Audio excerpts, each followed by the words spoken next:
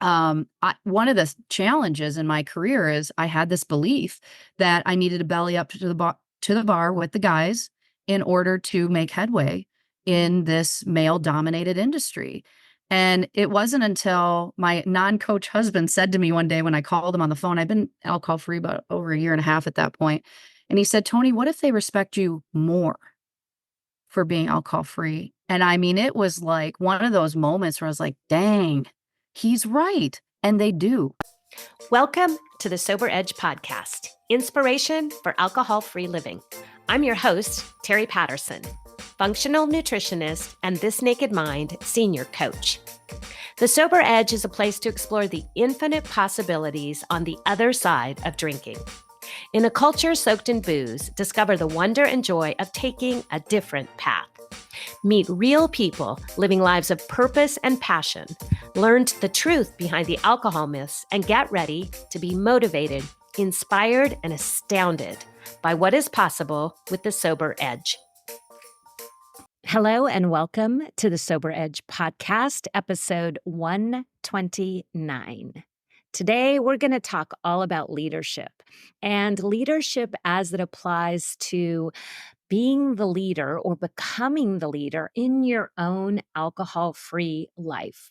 I love this subject because it was a place where I felt stuck for a long time. And so I have brought a very special guest on the podcast today, my friend and fellow senior This Naked Mind coach, Toni Will.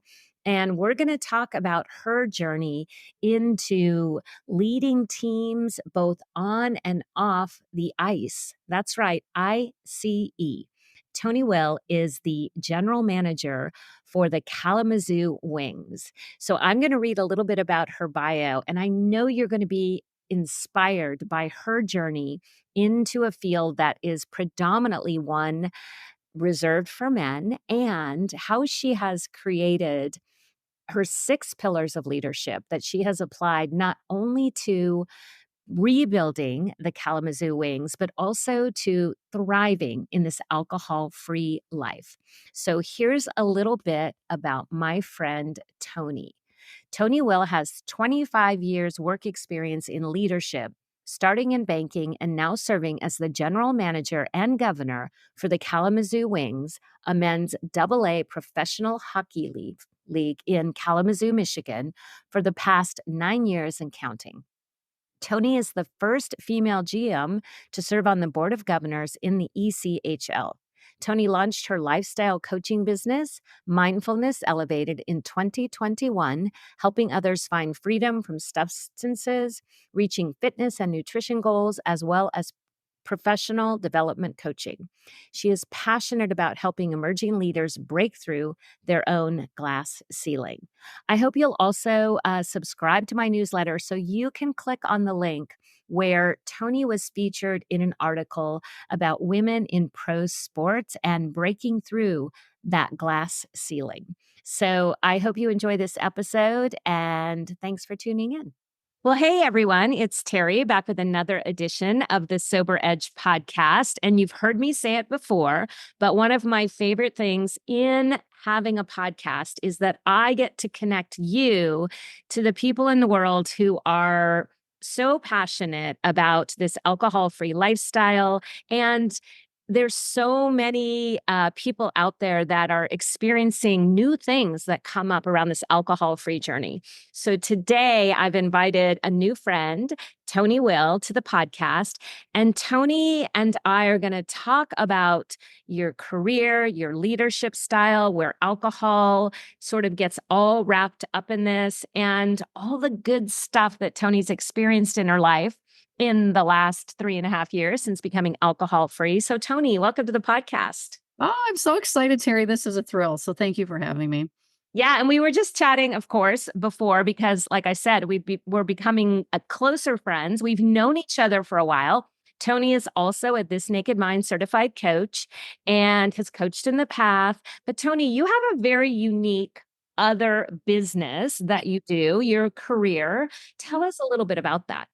Yeah, so I am the general manager of a men's AA professional hockey team. It's called the Kalamazoo Wings. And everyone, the next question usually is, how did you get that job? Exactly. And I also get, did you play hockey? So I'll answer the latter first. No, I did not. But I did. So I grew up in Kalamazoo, Michigan, which I've stayed here my whole life. And my career actually started in banking. I started before I graduated from college. I was working full time in my senior year in retail banking, and I spent 13 years in retail banking. Actually, I managed branches for banks like PNC Bank and Fifth Third Bank, and I moved into a more regional role. And always been leadership's always been in my blood. And I took a leap in my mid 30s to the Chamber of Commerce came knocking and said, we would like you to run our Chamber of Commerce. And I'm like, I don't even know what chambers do, but so, which is funny. And so I did some research and I'm like, it was interesting because it'd be moving from the for-profit world to nonprofit, more community centric. And I love this community. So I said, you know what? I'm going to do that. By the second day, I learned that the culture was not what they said it was. And I was like, oh boy. And I'm of the belief, at least I'll call it generational, where I was like, I want to stick it out for 2 years. And I made it to 20 months and I walked away and without a job, Mm. without a backup plan, with a mortgage, 3 kids, and I was like, I'm gonna figure this out. And I got a phone call one day about the Kalamazoo Wings. And I said, do you swear in your podcast, Terry? I should ask you this Yeah, before. go for it. I said, you want me to do what? And they said, "The Kalamazoo Wings." I go, "They're still around." The franchise the franchise is gonna be 50 years old this year. So, it started in 1974. I go, "They're still around because I went to some games as a kid." And they're like, "Yeah, that's the problem. We need someone that knows how to, build teams," which I do, not hockey teams, but business side, like what we call the front office. So build a staff, that knows how to sell and that loves Kalamazoo. And I'm like, "Well, I'm all those things, but I don't know shit about hockey." Yeah. And they laughed and they said, "That's okay. You can learn that part." And so 9 years ago, I said yes to the best job I never knew I wanted. And then I learned over as I started to navigate through that career that it's very alcohol saturated because it's professional sports, and that I was certainly a minority in my role. There's only 5 women in the United States that do what I do for a living. Wow. Yeah. Yeah. Wow. So And is that intimidating or is that empowering? I think because I was so naive going into it, and it wasn't like I didn't walk into the front office with my bra on fire and say, I'm going to break the glass ceiling. And like that. I was just coming in there because I was so genuine and I cared and um, I wanted to make the Kalamazoo Wings be what I knew it could be. And, no, I didn't find it intimidating. I think looking back though, I always look back and think, Tony, you are something else. Yeah. Because Well, and I'm naive sometimes, I think. And sometimes that naivety is exactly probably why they hired you, was they wanted someone who had a different approach to how you build a team and how you create a staff and what it looks like to create a culture. When you're talking about this idea of culture, I find it so interesting that there can be toxic cultures, there can be healthy cultures. And sometimes I think we minimize how important that piece is when we take a new job or start a company. You and I are both in this alcohol-free entrepreneurial space as well. You as a coach and me as well. And so there's something that as we create, our communities, we also have to pay attention to culture. So is that something you helped create for the Wings? Yeah, I mean, from the ground up. I mean, it's the not fun part, but when I went into that front office in the middle of the 14-15 hockey season, I inherited a staff and I knew what was going to need to be done once that season was over. I kept one person on staff and I let the rest go. And but there was a lot to that. Not that I'd sit here and justify it, but when you're rebuilding a franchise, you generally rip it down to the studs and start over so I could build the culture that I needed to build in order to turn that franchise around because it was going to take me a solid 5 years to do it. And I kept my assistant and she's fabulous. And I mean, to this day, we're going to be together, you know. One day she might be just working for my coaching business. There you go. Yeah, there you go. So, Yeah. yeah. So, how do you go about? Because I think this is something that we should consider, even maybe personally. Think Mhm. about like setting a mission statement for a business, but also for our own life. And I think that we need to pay attention to family culture, personal culture. And so, how did you do it? Yeah, so the first thing I did is so when I hire, it's not just Tony hiring. I involve my staff. And so, yes, the candidate interviews with me, but then after they get through me, which I'm kind of the easy part, they do a team fit interview with my team. And my team says thumbs up, thumbs down, because we have to have that synergy and that passion. And I need to know if they're all going to be able to work together because we work very odd hours being in professional sports. We're not 9 to 5s at all. I mean, we work holidays, weekends, and all these things and long hours. So part of it is this isn't just about me. And that's kind of the core theme of everything I've done. While I'm a leader, I don't do it alone, and I need the smartest people and the different departments that report to me.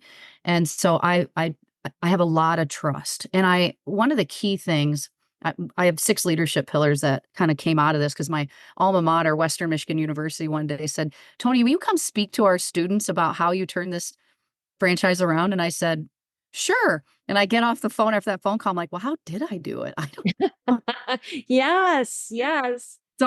This was years ago. So out I wrote my 6 leadership pillars. And so that helps guide the culture. The 6th pillar is have fun.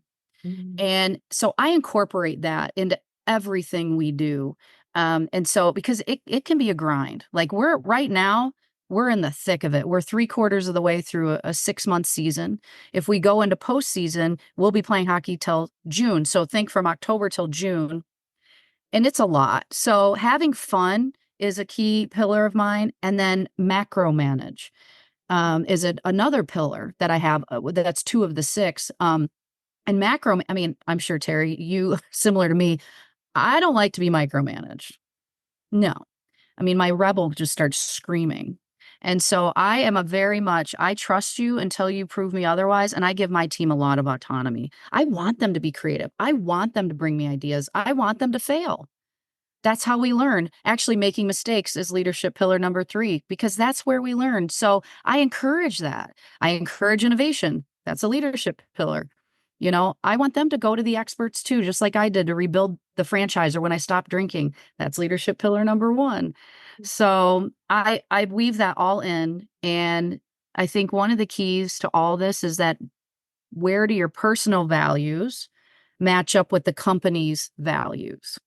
Mhm. And if they don't need to be perfect. It doesn't need to be a mirror, but there should be some alignment. Because if there's not alignment with your own core values and the company's mission and core values, you're probably not going to feel satisfied in what you're doing. And I think that's a piece that sometimes as an entrepreneur, we can miss. Mhm. We get excited about building a business or offering coaching or supporting people in this alcohol-free journey. And then we maybe miss the part where we have to take a look at what are the core values of what I'm offering and why is this the thing I'm choosing to offer. I think sometimes we can get caught up in the somebody else is doing it this way, or this looks like the right way, or, one-on-one coaching should look a certain way. And I think this is where this conversation is so fascinating because we can use these leadership ideas in our own life. And you made an important point there. I love this. I've only got 5, so I definitely have to find out what the 6th pillar is. You're I waiting. got it up there. So the macro manager, I remember, Tony, that when I first, I only worked really, I had like a 16-year career. I Mhm. was really fortunate to stay at home when my kids were little. My husband and I built a couple of businesses together, but that looked very different than working for other people. Mhm. And when I went to work in the local school district and worked my way up to different positions, I realized that there was leaders and managers. And Yeah. exactly what you're talking about is leaders hire good people and then empower them to do the job. Mhm. Managers hire people and then second guess like every movement. Yeah. And it's very different, that micromanaging. And it's a culture that I have found, at least in my experience, doesn't work very well. Yeah, it doesn't. And, I am so fortunate that I work for an organization that, even though I should note, when I took this job, I took a 35% pay cut. But I believe that, and I'll connect this all back. I believe that if you're passionate about something, the money will follow. I have never taken a job or started a business saying, I'm doing this to get rich, Yeah. because that's not important to me.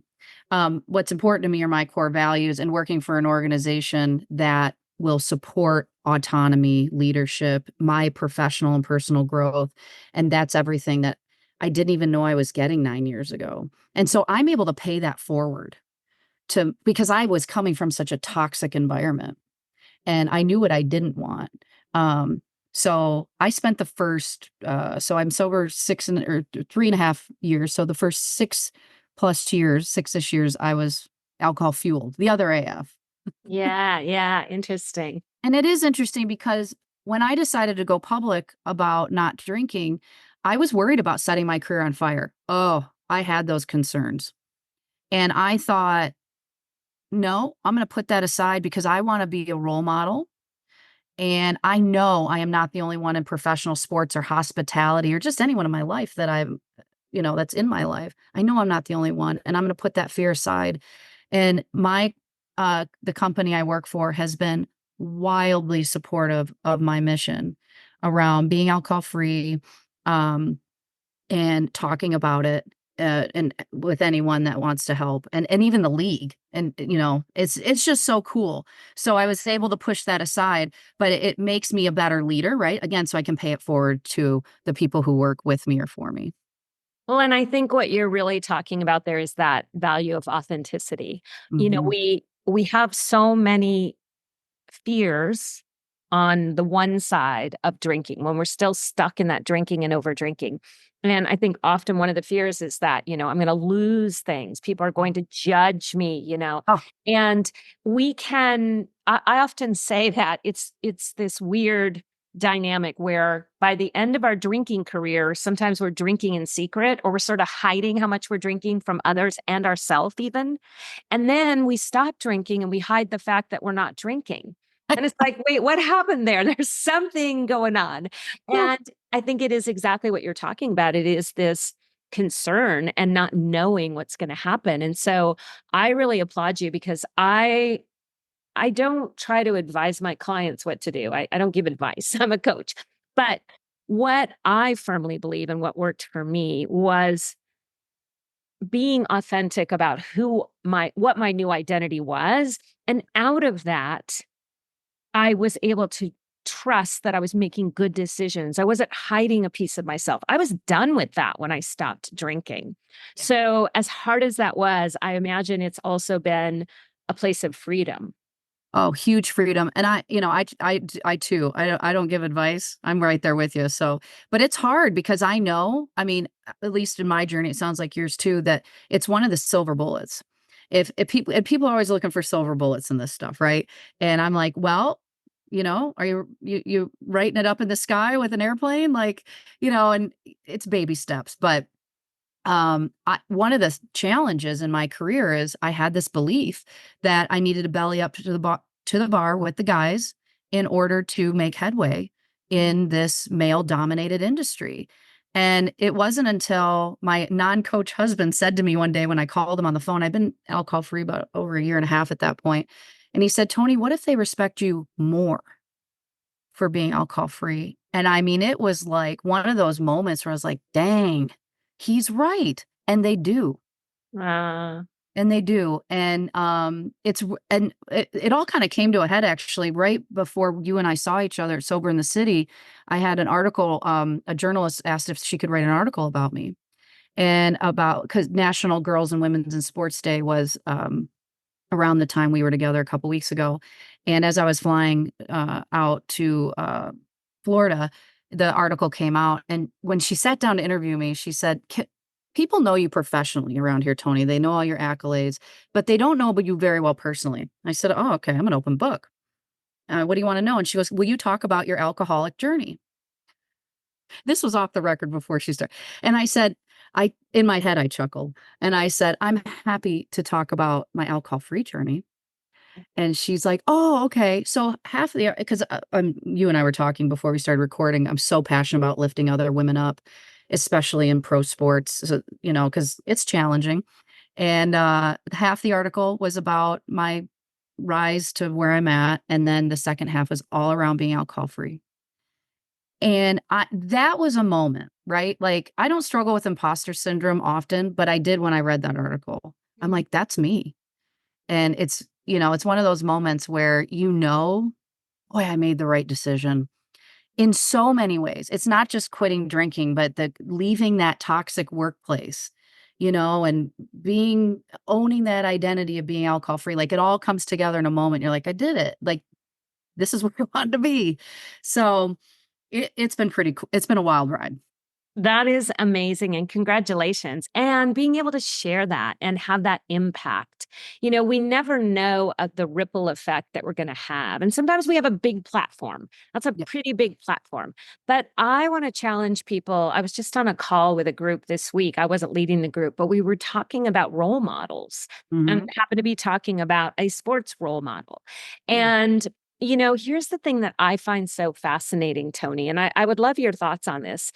And I haven't fleshed it out completely, so I'm just gonna spitball it here. But, Yeah. for me, I think these people that are do well in the sports world and they get hired to, they land a career in the NHL or Mhm. in the double A. Is it double A hockey? Yep. And they don't really ask to be role models. They're Mm. human and they're figuring it out the same way we do. And then your average person comes along and puts a lot of pressure on that individual to Mhm. be, a role model. Mhm. And gosh, they were drinking at this event and this was bad and they're influencing children. And I just had to take a step back and say, the only role model that we can really hold responsible is us. Yeah. So Yeah. I wonder what you think about that because you probably see that judgment come down on some of your players from time to time. Oh, yeah. Yeah, oh, yeah, and it's interesting because how the hockey hierarchy works, so we're affiliated with the NHL and the American Hockey League, so it's the Kalamazoo Wings, and we develop players that move up to the Abbotsford Canucks in the American Hockey League, and then they can move up to the Vancouver Canucks in the NHL. So you'll see players we develop up and down, up and down. And so, yeah, the players as they ascend.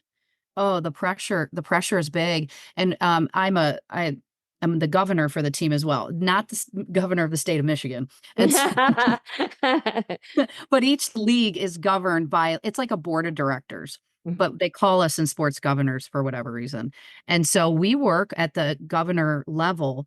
For me, it's the ECHL, which is the league we're in, to ensuring the mental health and wellness is supported for these players because of the pressures that can be on them, and this lifestyle, right? There are players, and this generation actually has a leg up on this because they're more health and wellness focused than, say, the players of my generation or the players of your generation, where they were, I mean, gosh, back in the 70s when the Kalamazoo Wings started, they were not wearing helmets and they were smoking cigarettes in the locker room and drinking beer before they go play hockey. You can't imagine that stuff happening now. So we take that very seriously, and we work on ways to help them. They have life coaches too, and to help support them because they have a large transition once they don't play pro sports anymore to real life. Because it is definitely different being a pro hockey player or pro athlete in general, and then going to real life because it's not forever.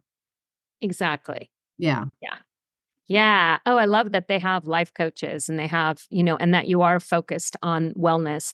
I think it's fascinating that, alcohol is so tied to pro sports. And yet, if you think about someone playing at that elite level, you think, gosh, alcohol is the last thing Yeah. they should be putting into their system in order to gain that edge that they're all looking for. Like, You can only train so much if you're still putting a toxic substance in your body that's interfering with, brain function, sleep, all of those things Recovery. make a huge difference. Yeah. Yeah, and I have noted the ones that want it, and by that we call it the show. When you want to go up to the show in the NHL, they're the ones that don't drink. And I'm seeing more and more of that. And because there are always some that, they're the rock stars who want to party and quote unquote have it all. And listen, that was me. That was my governing belief when I was drinking. I want to have it all. And my definition of having it all was, you know, wine at night and what, and all that stuff. And some of these players, they get sucked into that pitcher plant and others watched that and they were like, yeah, I don't want to do that. So we've come a long way, but I mean, being a pro athlete can be pretty sexy. So there's a lot of trappings. Yes, yes. Yeah. Fascinating, fascinating. And so what has changed in your career Mm. since you stopped drinking? Like, where are you showing up differently? What have you noticed? So even though I was a courageous person before, I have more courage now because I am living in line with my core value fully. So I'll give you an example. As I mentioned, I serve as a governor on the board of governors, and that's 60 people on this board. There's 28 teams in our league across the US and Canada. And each team gets two governors, one governor and then one alternate governor, like a backup. So I was the first female governor ever. They never had a female governor on the executive committee. So there's like 10 of us that, help shape the direction of what we're going for the health, wellness, vitality of the league. They never had a woman. Mm, And I was like, well, this is dumb. And so I threw my hat in the ring to be in the executive committee. I got turned down twice. mm. And I said, well, this is bullshit. So you know what I did? I decided, well, I'll run for chairperson of the board. If you just want to skip right over me, then you never had a chairwoman either. I knew I was going to lose, but I still ran. I lost, and I got a call 5 minutes later asking me to be on the executive committee. Uh-huh. So I got that seat, and I've made it known that I'm going to work to earn that position as a chairperson, and that's my next step. And I have that courage because I'm living my authentic self. There's no more two Tonys. There's no Tony party time, which is what my friends used to call me. And I just have so much clarity, and my self-esteem, my self-worth, my self-value has increased. And even though I may have presented as a confident person as a drinker, that's not how I felt on the inside. Mm. So, Yeah, yeah. and it's amazing how far you have risen in this position while you were drinking. So just imagine what's ahead of you now. It's so exciting. Yeah, I mean, you and I were talking before we started recording, and it's like the ideas just pour out of me, and that's another cool part about this. I get to be wildly creative, and it's like the sky's the limit, and I have a lot of support. There's naysayers, and that's okay. I'm not gonna. I know if I'm rubbing people the wrong way, I'm making progress, and that's my other leadership pillar that I didn't mention, which is ask for forgiveness rather than permission. Ooh, Now yeah. that one is very specific to my personality as a rebel, which is perfect that I'm on the Sober Rebel podcast because I'm a total rebel. And that has served me well as a leader. And I believe that leaders that have um, that courage to say, let's try this, even if we fail, we're going to go further faster because we're willing to make mistakes. Mhm. And isn't that true about our alcohol-free journey? Oh, We can apply so much. You and I were talking about how we take the gifts of our alcohol freedom and apply them to building a business, showing up for ourselves in life, having that family culture, that personal mission. And I think that we have this beautiful opportunity to tap into those very things that bring us alive. I mean, when we're drinking, and for me, it was decades, and, mm, really probably first identified that it wasn't working for me about 15 years before I stopped. Oh, yeah. Yeah, And I think it was 13 years. yeah, yeah. And I had moments and then I would shove it aside and then they would rise up again and things would happen and I would feel the tug to examine the role, or I would take a, 30-day wellness break. Yep. But once we really do allow ourselves to step out in courage and allow ourselves maybe to fail, we then make so much more progress. Like you said, we get there faster. Yeah. I mean, and I coach my clients that all the time. I'm like, listen, this is not about this beautiful straight line from I stopped drinking to now. We don't know what the end's going to look like or everything in between till we're 6 feet under. So let's go easy on ourselves. I know it's easier said than done, but I definitely have a lot more compassion for myself because of removing one thing from my life, one thing, and I've gained so much more, and it is so, so worth it, and it wasn't my first shot at it.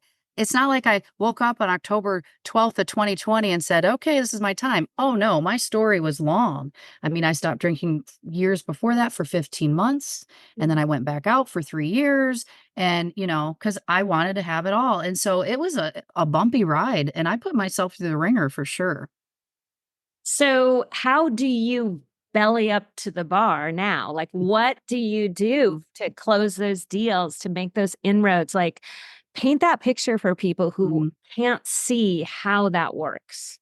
Yeah, so relationships are key in any industry, but in pro sports because even though it seems like there's pro sports everywhere, there is, but it's a small world for those of us who work in it. And so relationships are key. And you said something earlier that is actually the nail on the head is authenticity. So they know that they're getting, I'm just Tony, right? So I'll give you an example. I sell sponsorships to Anheuser-Busch. I sell the Labatt's. I sell to Bell's, which is a popular beer here, well, all over the country, but it started in Kalamazoo. Just because I don't drink their product doesn't mean there's not value like other people do, right? And so I don't eat meat either, but I sell the hot dog company too. So it's like it's a that stuff doesn't really matter, right? It's about I care about them as a person, and it's actually the fact that I've been in this position for a long time, the year over year and the connectivity and checking in, and it's not just a check, like, oh, a literal check or a physical check, like, oh, I need to go ask for sponsorship dollars from Anheuser-Busch. I care about the person I'm working with and do touch bases and continue to build that rapport. So that's kind of a snapshot into it. And here's the other thing. I try not to take up too much of their time. Mm. We don't need hour-long meetings. We can do this in 15 minutes, and we literally do that. So I really value their time, and they love that. I mean, that goes a long way. Yeah, that's very cool. Can we talk for a little bit about these sponsorships of, the inroads that might be Mhm. coming when we see some of these pro sports arenas and teams that are carrying NA beverages?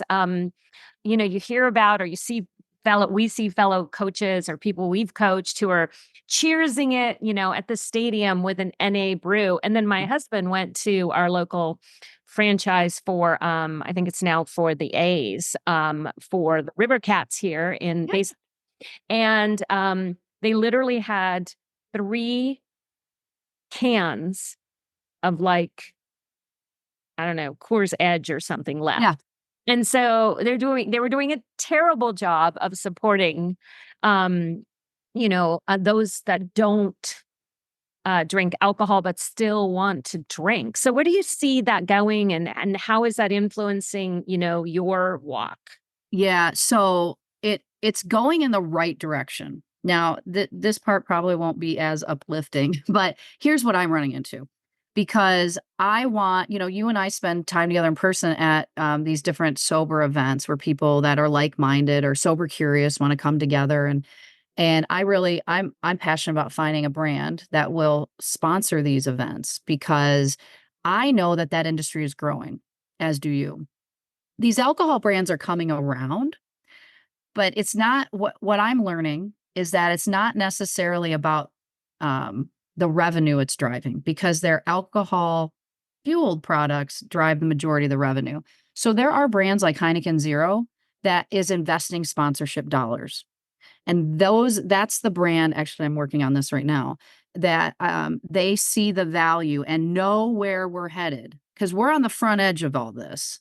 You and I know this, but there's a lot of people out there that don't know they're going to be where we are one day, and we welcome them, right? And so there are brands like Heineken Zero that are starting to invest in these type of things and at arenas that serve alongside. So I've been just to see alcohol-free options is a huge win. Yeah. And I also stand up and say, like, I'm on the steering committee for the National Sports Forum. So I'm going to be in Pittsburgh next week. And so all different levels of sports come together. And I said, can we, Anheuser-Busch sponsors it. I'm like, can we get some Bud Zero there for those of us who don't drink? And Anheuser-Busch was like, we didn't think anyone would want that. And I'm like, well, you got one non-drinker here. And so they're bringing it, and then I'm doing some space in the women in sports there, which that's a whole other story. But that courage theme, right? Continuing to raise my hand, saying this is who I am. So when I do meet with these brands, I'm like, listen, I don't drink, but I've enjoyed your Bud Zero before, or I've enjoyed Coors Edge. And things like that. So I can connect on that level as well. But there is a little bit of tokenism with some of the brands. And so, but I know that'll change. I know it will. Yeah, I think that's super encouraging. Thank you for sharing that because we all want to see that it becomes a normal part of your choice. And I Yes. think that where it really speaks, I think, to all of us is just allowing the choice. And you and I talked a little bit about diversity and inclusion and the work that you do in that arena as well. And, being a minority in your field. But as you pointed out, we are also minorities as non-drinkers. And We are. so it takes courage to ask for what we want. It takes courage to stand up. It takes time. It takes persistence. It takes, trying again and again and again, all of these things. So I thank you for the work you're doing on behalf of all of us in this space.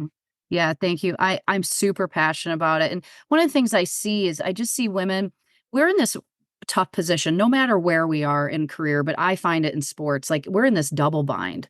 And it's like if I don't have a thick skin, boy, this would be hard, right? Because I like to your point, I have to go back over and over and over again. And I know I'm doing the right thing.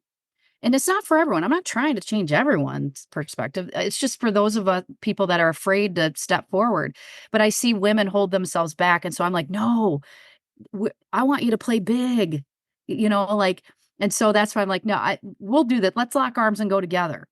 Mm. And so I appreciate that acknowledgement, and I'm going to continue to do that work. I have two daughters, and I also have a son, and I want for them, these things, and wherever they choose to work. And I'm hopeful that I'm making some progress. So Yeah, that's beautiful. So good. Yeah. So to restate your leadership pillars again so that we yeah, get them all in a row. And you kind of said leadership pillar one or two. So is there a hierarchy of like what's the most important? yeah, yeah. I'll Okay, give so you go through the list. Yeah, yeah. Yeah, I'll go through them in order. Okay. So, and one of the things that I like to point out is it started when I was like, how did you turn this hockey franchise around? And then I use them to change my life around. Mm. And so they'll fit for anything. So number one, go to the experts.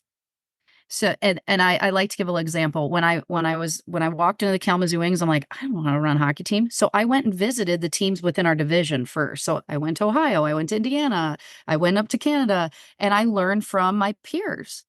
And when I wanted to become alcohol free, I'm like, okay, I don't want to go to AA because I tried that for 15 months. And I was like, okay, I know that's not for me. And so I'm like, well, let me Google. And then I came across this naked mind, right? So go to the experts. Then it leads us to two, innovate. So I take these ideas or my staff, because I take my staff on these things too. And I say, okay, what would fit and work in Kalamazoo?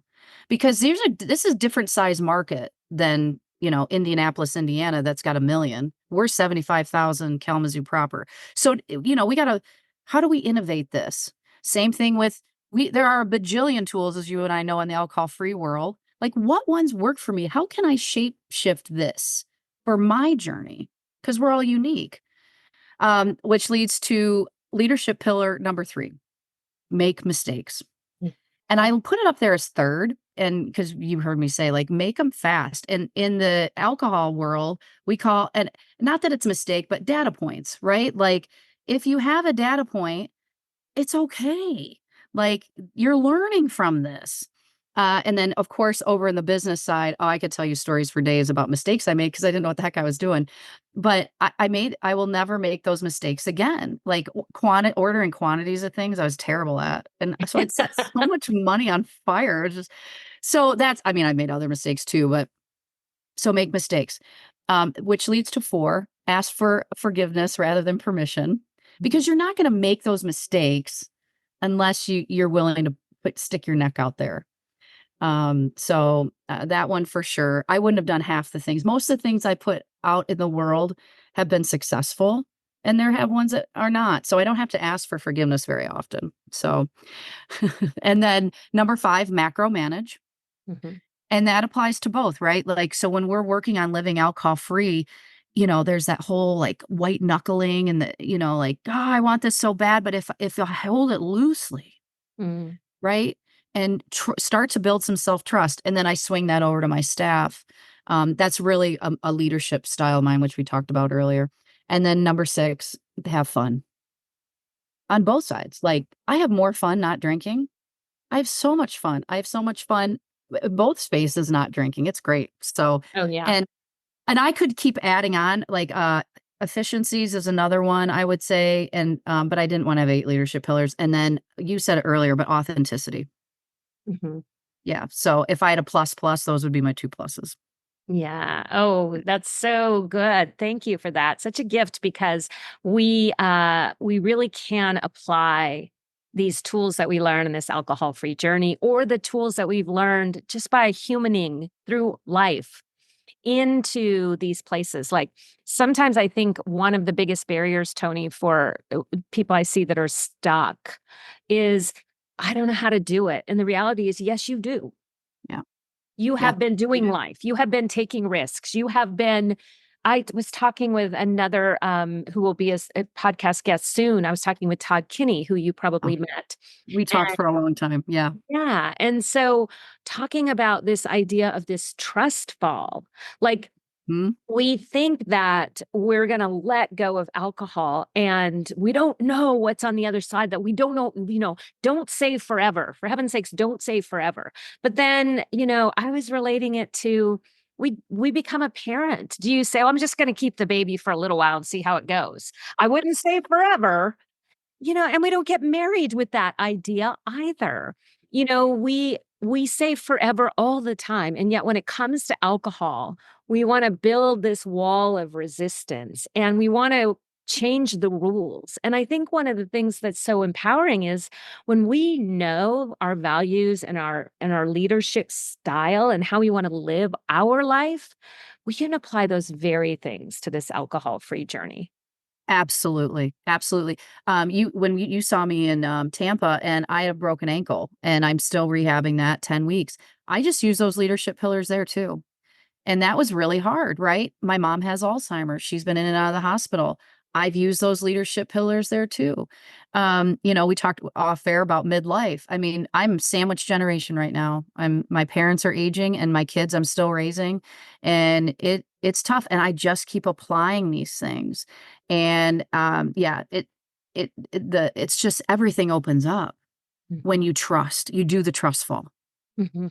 Yeah. Yeah. And it's for those of you out there, for my listeners out there who think I can't save forever, I wanna invite you to just, like, ask why not? Like, what would the gift be if you said, "This is me now?" One of the examples I used in the podcast I recorded earlier was I used to drink. I used to be 15. Like, Yeah. I don't have to stay the same person. I can have a new identity, and there's so much freedom there. Yes, I just had this conversation with someone else. I can't remember who it was.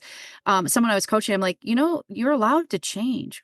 We are allowed to change. And I think sometimes we're so concerned with people being uncomfortable that we're changing. Can you imagine it, Terry, if you and I didn't change from when we were 15 years old?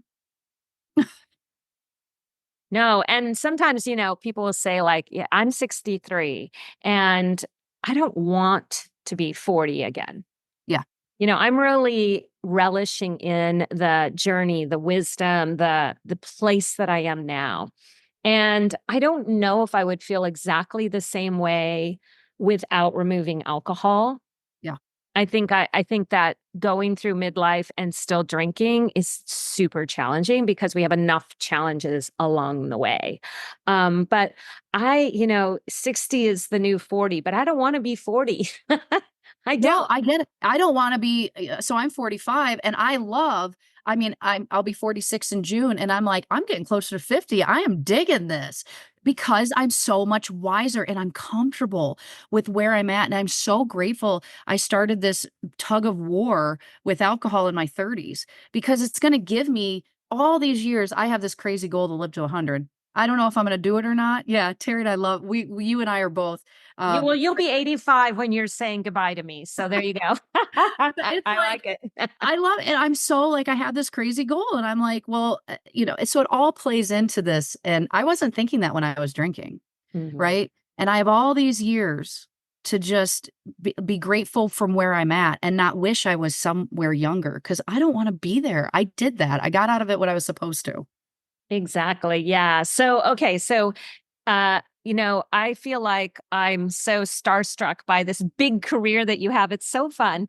So, I want you to share with us, if you would, what is your pinch me moment that here I am in this role that I didn't know anything about hockey. There aren't any other women governors. Mhm. Is it that comes to mind? So the 2 I already mentioned, but I'm gonna give a third.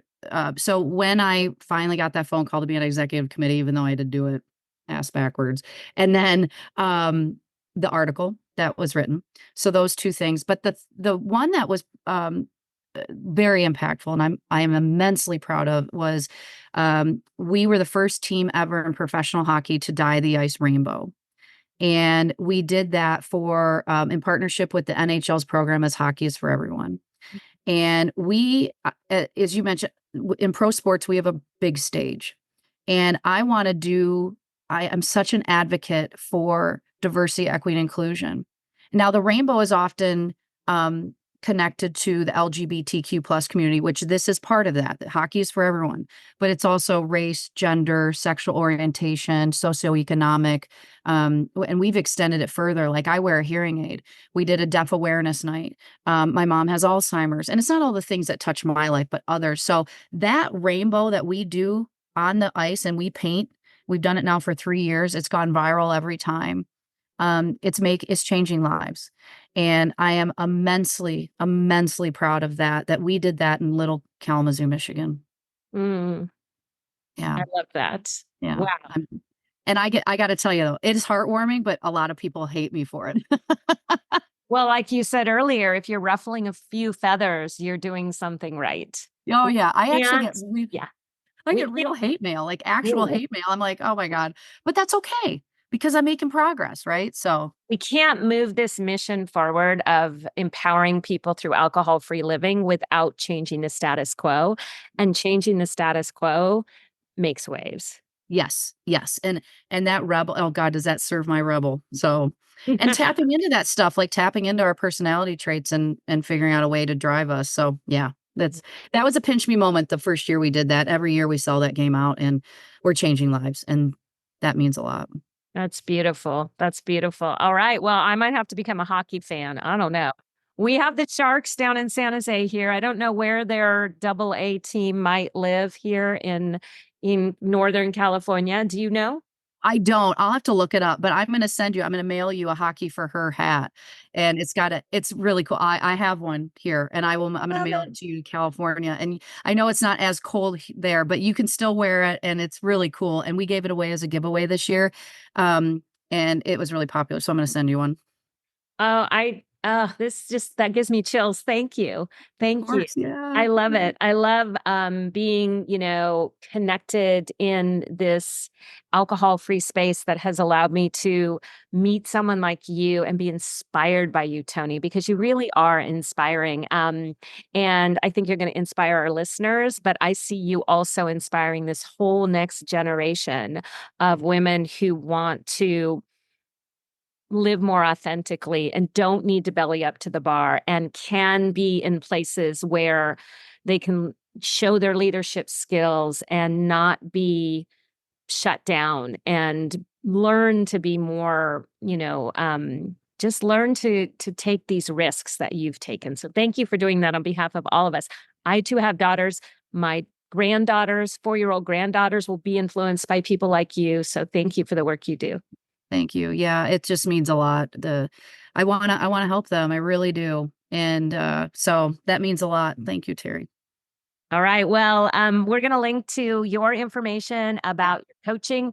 Maybe you'll even throw in like where people can find out more information about is it Kalamazoo Wings? Is that? Yes, it's a Kalamazoo Wing. So I'll give access. I'll send you that. Mindfulness Elevated is my coaching business, and I do professional development coaching as well beyond the alcohol piece. And so I added that on because I want to help other women get unstuck in their careers, which is the talk I gave in Tampa and building that confidence. So yeah, I'll give you that website too, and I can throw you the link for that article as well if anyone's interested in reading it.